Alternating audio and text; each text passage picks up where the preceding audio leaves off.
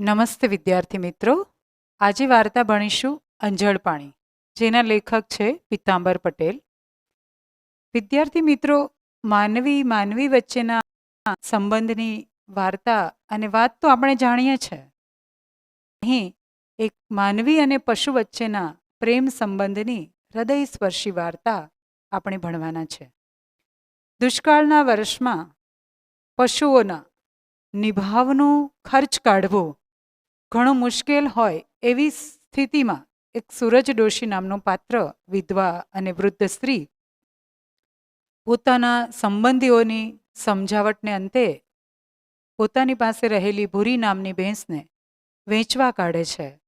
અને ભૂરીની સાથે રહેલી એમની આત્મીયતા, લાગણી કેવી હોય છે, અને આ વેચ્યા પછી, સોદો થયા પછી આખરે શું થાય છે તેની વાત આપણે આ વાર્તામાં ભણીશું.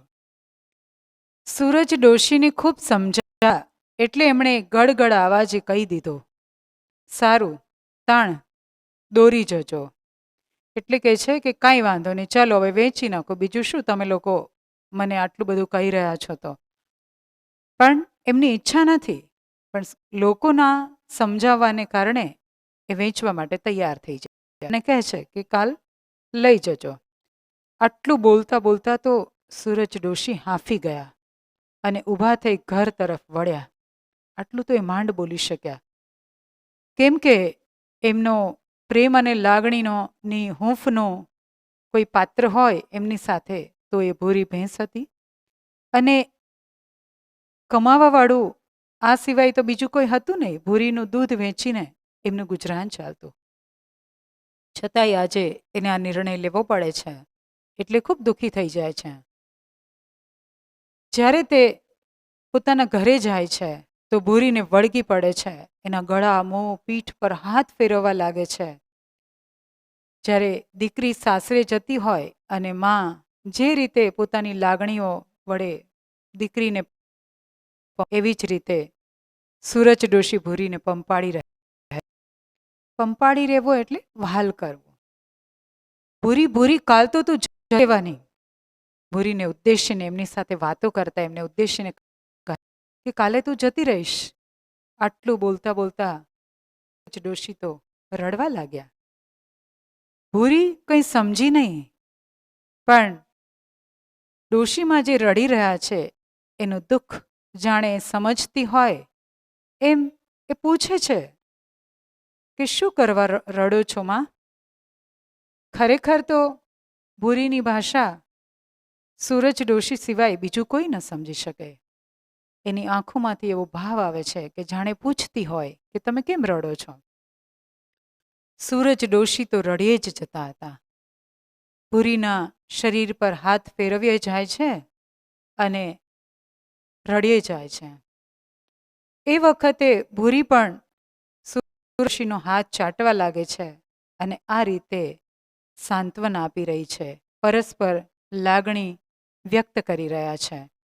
આ મૂંગું પ્રાણી જાણે ડોશી રહ્યું હતું, માં હવે રડો તો મારા સમ છે, એવું તે શું છે તે રડ્યા કરો છો? શબ્દો ભલે ન સમજાય, પણ એમના આંખનો ભાવ, એમના શરીરના હાવભાવ એ વ્યક્ત કરી રહી છે. અને ડોશીએ મૂકવાણી સાંભળી હોય તેમ ભૂરીના મોં પર હાથ ફેરવતા બોલ્યા, ભૂરી, હું તને અળગી કરું છું. ભૂરી, વાંક ગનો માફ કરજે. હવે મળાય ન મળાય. ડોશીનો સાદ ફાટી ગયો. એને એટલું બધું દુઃખ થયું કે હવે તો આ ભૂરી પણ મારાથી અળગી થઈ જશે. તેઓ ભૂરીને એકદમથી ભેટી પડે છે અને વહાલ કરવા લાગે છે અને પોતાનું વ્યક્ત કરતા કહે છે, ભૂરી, આ શું થવા બેઠું છે? જાણે ભૂરીથી એક ઘડીએ જુદા ન પડવાનો નિર્ધાર કર્યો હોય તેમ સૂરજ ડોશી ભૂરીની પાસે બેસી જ રહ્યા. નિર્ધાર એટલે નિશ્ચય, નક્કી કર્યો હોય. ન તો એમને રોટલા કરવાનું ભાન રહ્યું, ન તો ભૂરીને ઓગઠ નાખવાનું ભાન રહ્યું.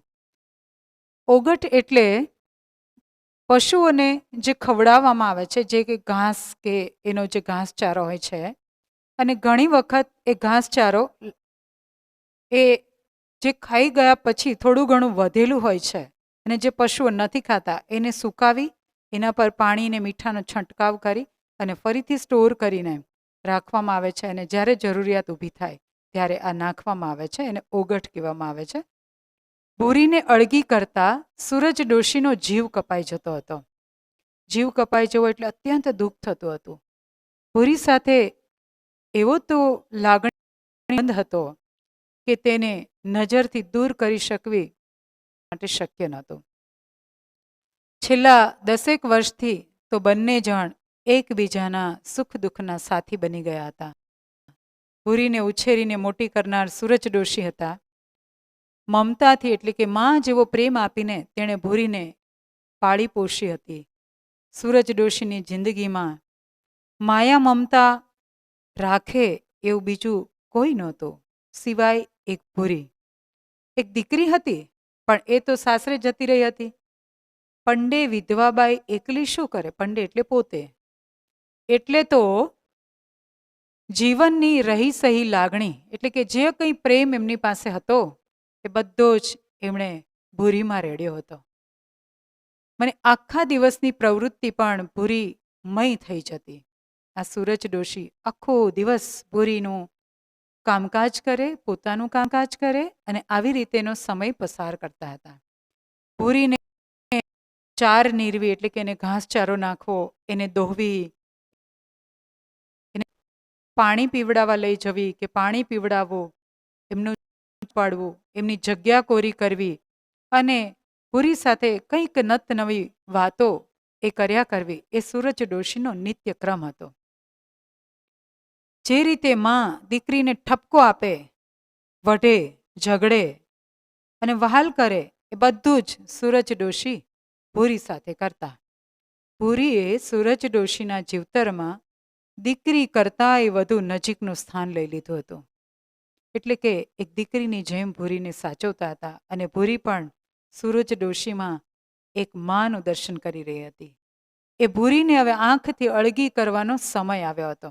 એટલે કે એને જેને વેચી દીધી છે એ લોકો હવે લઈ જવાના હતા.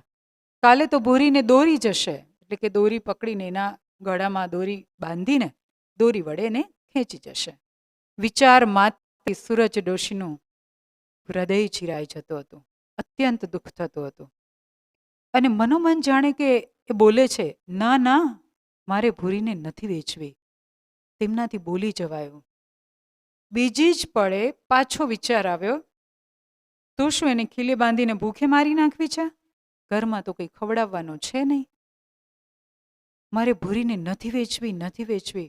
એમ તો સૂરજ ડોશી એક હતા. વાસના કેટલાય એટલે કે આસપાસના રહેવાસીઓ અને સંબંધીઓ કેટલાય લોકો એમને સમજાવી સમજાવીને થાકી ગયા. એમના કુટુંબીઓ પણ કહેતા હતા કે આ ડોશી તમે નકામી જીદ પકડીને બેઠા છો. ભૂરીને નહીં વેચો તો ખવડાવશો શું? તમારું કપાળ. એટલે કે આપણી પાસે કંઈ જ નથી, એને શું ખવડાવશો? બધા લોકો પોતાના અભિપ્રાય આપીને જણાવે છે કે અમને કંઈ થોડા અમારા પશુઓ નહોતા વાલા. ઢોર દવલા હતાનો અર્થ એમ થાય કે અમને કંઈ નહોતા વાલા. સમય તો સમજવો જોઈએ ને, ઓળખવો જોઈએ ને. 56ને આંટી જાય એવો આ કાળ પડ્યો છે. 56માં જ્યારે દુષ્કાળ પડ્યો ત્યારે ભયંકર પરિસ્થિતિ સર્જાઈ હતી. અહીંયા લેખકે એનું ઉદાહરણ આપીને આપણું ધ્યાન દોર્યું છે કે પન્નાલાલ પટેલે માનવીની ભવાઈમાં એ 56 દુષ્કાળનું વર્ણન કર્યું છે. એટલી ભયંકર સ્થિતિ આવવા મળી રહી છે. સીમમાં એટલે ખેતરાળ વિસ્તારમાં ક્યાંય લીલા વૃક્ષો નથી. પશુઓને શું ખવડાવીને જીવાડવા? ખેડૂતને તો પશુઓ પોતાના બાળકો સમાન હોય, પણ શું કરે? કંઈ હોય તો ખવડાવે ને. એ કહે છે કે શું કરું? ભૂરીને વેચી દઉં? સૂરજ ડોશી વારંવાર એનો એ પ્રશ્ન પૂછતા. પોતાને કેટલું બધું મનોમંથન કરતા હતા. એમની ઈચ્છા નહોતી કે ભૂરીને વેચી દે, પણ પરિસ્થિતિ એવી હતી કે એમને વેચવી પડતી હતી. ડોશી આજે નહીં વેચો તો કાલે વેચવી પડશે અને જો જીદ કરીને બેસી રહેશો તો ભૂરીને ભૂખે મારી નાખશો. મૂંગા ઢોરના નિસાસા લેવાથી શો ફાયદો? પણ આ રોયા કોણ જાણે ભૂરીને ક્યાંય લઈ જાય. એ લોકોએ ભેંસ લઈ જવાના છે, જેમણે સૂરજ ડોશી પાસેથી ભેંસ પૈસા આપીને લીધી છે, એના પર સૂરજ ડોશીને ભરોસો નથી. એ કે એને એવું લાગે છે કે આ ક્યાં લઈ જાય, ત્યાં કસાઈવાડે જઈને વેચી તો નહીં દે. કસાઈવાડો એટલે જ્યાં પશુઓની કતલ કરવામાં આવે છે. એને ડર છે કે આ ભૂરીને એ કદાચ આવી જગ્યાએ લઈ જઈને મારી તો નહીં ને. એ તો જેનું કરમ. આપણે તો કંઈ જાણીને કસાઈને નથી વેચતા ને. ગામના લોકો એને સમજાવે છે કે આપણે થોડી કસાઈને વેચી રહ્યા છીએ, પછી તો એના કર્મમાં જે લખ્યું હશે એમણે ભોગવવાનું હશે. પછી આગળ પાછળનું તો કોને ખબર છે. આમ ને આમ વિચાર કર્યામાં